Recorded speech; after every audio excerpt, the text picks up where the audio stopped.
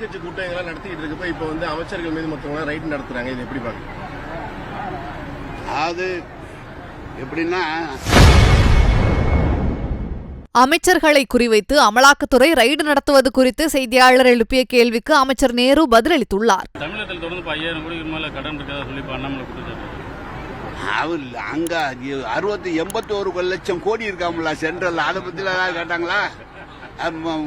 நம்ம நீதித்துறை அமைச்சர் சொன்னார, இங்க கடை இருக்கு, நீங்க உங்களுக்கு அவ்வளவு கடை இருக்கு, அதை பத்தி ஏதாவது சொன்னாங்களா? அது சொல்லல. அனைத்து கட்சி கூட்டங்களை நடத்திட்டு இருக்கப்ப இப்ப வந்து அமைச்சர்கள் மீது மொத்தவங்க ரைட் நடத்துறாங்க. இது எப்படி பாருங்க?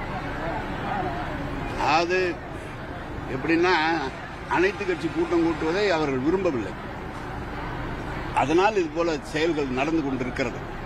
அனைத்து கட்சி கூட்டம் இப்போது கூட அனைத்து முதலமைச்சர்களை அழைத்து இந்த கோரிக்கை வலியுறுத்துவதாக நம்முடைய முதலமைச்சர் அவர்கள் தொடர்ந்து முயற்சி எடுத்துக் கொண்டிருக்கிறார்கள்.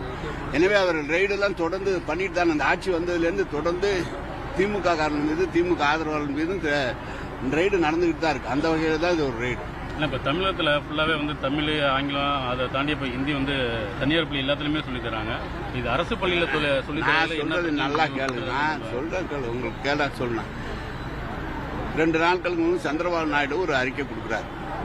அந்த அறிக்கை கொடுக்கிறாருன்னா, தெலுங்கு மக்கள் எல்லாம் தமிழ் மக்கள் மூலம் இருமொழி கொள்கையை கல்லுங்கள், இங்கிலீஷை கற்றுக்கொள்ளுங்கள், உலகத்தில் இருக்கிற அத்தனை நிறுவனங்களிலும் தமிழர்கள் தான் தலைவராக இருக்கிறார் என்று பக்கத்தில் இருக்கிற அவங்களோடு கூட்டணியில் இருக்கிற முதலமைச்சர் சொல்லியிருக்கார். அதே பதிலா வச்சு வணக்கம். செய்திகளை உள்ளது உள்ளபடி தெரிந்து கொள்ள ரெஃப்ளெக்ட் நியூஸை சப்ஸ்கிரைப் பண்ணுங்க.